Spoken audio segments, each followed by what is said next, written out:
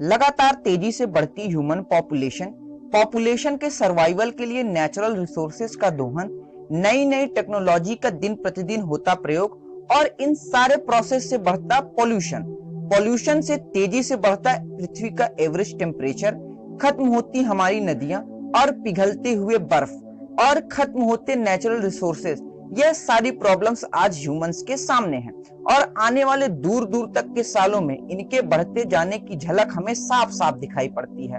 और इसने हमें मजबूर किया है कि मनुष्य अपनी प्रजाति को बचाने तथा अपने रिसोर्सेज की कमी को पूरा करने के लिए स्पेस एक्सप्लोरेशन करे, जो कि आज एक कंपटीशन बन गया है।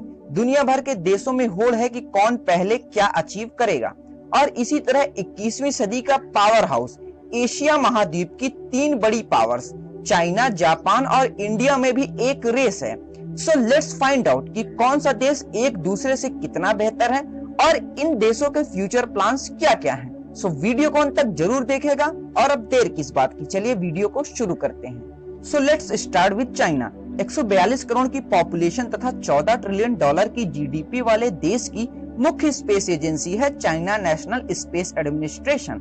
सीएनएसए की स्थापना सन 1993 में हुई थी तथा करंट समय में इस एजेंसी का बजट $11,000 मिलियन एनुअली है।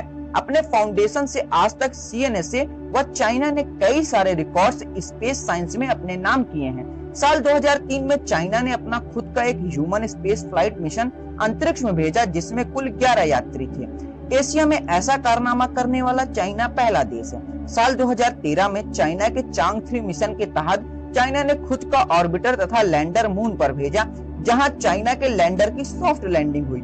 चाइना ऐसा करने वाला दुनिया का चौथा तथा एशिया का पहला देश बना।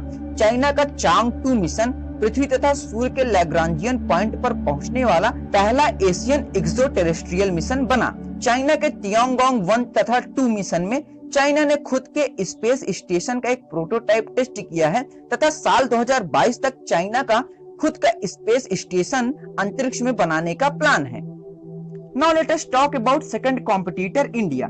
135 करोड़ की पॉपुलेशन तथा $3 ट्रिलियन की इकोनॉमी वाले देश की मुख्य स्पेस एजेंसी है Indian Space Research Organisation. ISRO की स्थापना भारत के मशहूर साइंटिस्ट विक्रम साराभाई के डायरेक्शन में हुआ था तथा आज इसका सालाना बजट $1760 मिलियन के बराबर है। इसरो ने अपने अब तक के इतिहास में कई सारे रिकॉर्ड्स तथा कीर्तिमान बनाए हैं।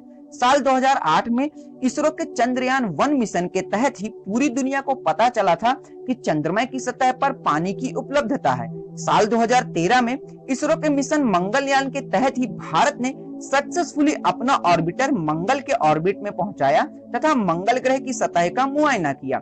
इवन इस मिशन में मात्र $74 मिलियन खर्च हुए थे, जितने में कि आज की नॉर्मल मूवीज प्रोड्यूस हो रही हैं। अपनी इसी इफिशियंसी का शोकेस करते हुए इसरो ने 2017 में रिकॉर्ड एक साथ एक बार में 104 सैटेलाइट्स को जियो सिंक्रोनस ऑर्बिट में लॉन्च किया, जिसने रसिया के एक बार में मैक्सिमम 37 सैटेलाइट लॉन्च रिकॉर्ड को ध्वस्त कर दिया। साल 2019 में मिशन चंद्रयान 2 के तहत इसरो ने ऑर्बिटर को मून के ऑर्बिट में स्थापित किया तथा लैंडर विक्रम की हार्ड लैंडिंग चंद्रमा की सतह पर करवाई।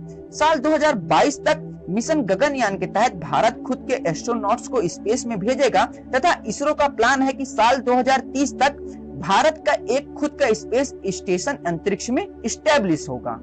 दुनिया के सर्वाधिक विकसित देशों में से एक 13 करोड़ की पॉपुलेशन तथा $5 ट्रिलियन की इकोनॉमी वाले जापान की मुख्य स्पेस एजेंसी है जापानीज एरोस्पेस एजेंसी। जाक्सा की स्थापना सन 2003 में हुई थी तथा इसका एनुअल बजट $1710 मिलियन के बराबर है। इनिशियली जापान की स्पेस अप्रोच काफी ज्यादा स्लो थी, पर शिंजो एबे द्वारा पार्लियामेंट में लाए गए रिजोल्यूशन के बाद जाक्सा भी इस एशियन स्पेस रेस में शामिल हो गया। साल 2008 में जापान ने लगातार 8 सैटेलाइट्स जियो सिंक्रोनस ऑर्बिट में स्थापित किए तथा इसी साल जाक्सा ने खुद का स्वदेशी क्रायोजेनिक इंजन भी डेवलप किया।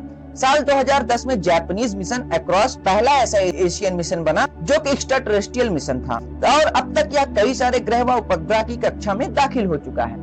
जापान पूरी दुनिया का एकमात्र ऐसा देश है जिसके मिशन हायाबुसा ने एक एस्टेरॉइड रायगू से जाकर वहां पर सैंपल इकट्ठा किया और फिर उसको पृथ्वी पर वापस लेकर आया। साल 2025 तक जाक्सा का प्लान है कि वह अपना खुद का एक ह्यूमन स्पेस फ्लाइट को मून पर लैंड कराएंगे। अगर तीनों देशों की टेक्नोलॉजी का कंपैरिजन करें तो चीन का सबसे शक्तिशाली स्पेसक्राफ्ट है C-25, जो कि अंतरिक्ष में 25,000 किलोग्राम के पेलोड को ले जा सकता है। वहीं भारत का GSLV Mark 3 एक बार में 10,000 किलोग्राम के पेलोड्स को अंतरिक्ष में ले जा सकता है, तथा जापान का S-2B स्पेसक्राफ्ट एक बार में 16,500 किलोग्राम के पेलोड्स स्पेस में ले जा सकता है। इस समय चाइना के 491 payloads like satellites and orbital अंतरिक्ष में एक्टिव हैं। वहीं जापान के 248 पेलोड्स तथा भारत के 113 पेलोड्स स्पेस में एक्टिव हैं। अगर टेक्निकल एडवांसमेंट की बात की जाए तो चाइना के पास खुद का प्लाज्मा थ्रस्टर स्पेसक्राफ्ट इंजन है।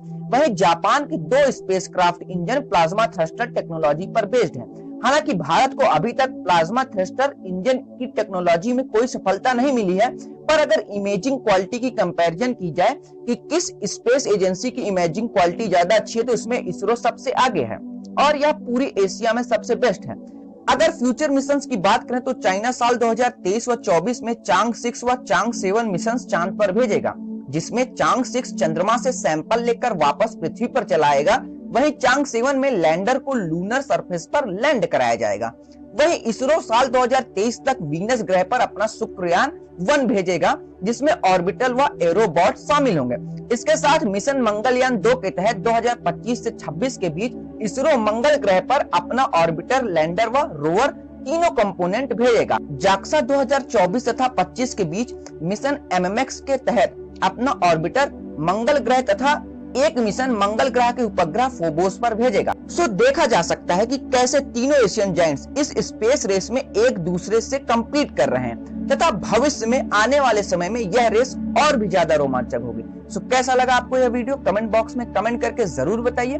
और हाँ, अगर आपको मेरा काम और रिसर्च पसंद आता है तो चैनल को सब्सक्राइब करके बेल आइकन को जरूर दबाइए, ताकि आगे आने वाली इसी तरह की नॉलेजेबल कंटेंट सबसे पहले आप देखें। और तब तक के लिए जय हिंद।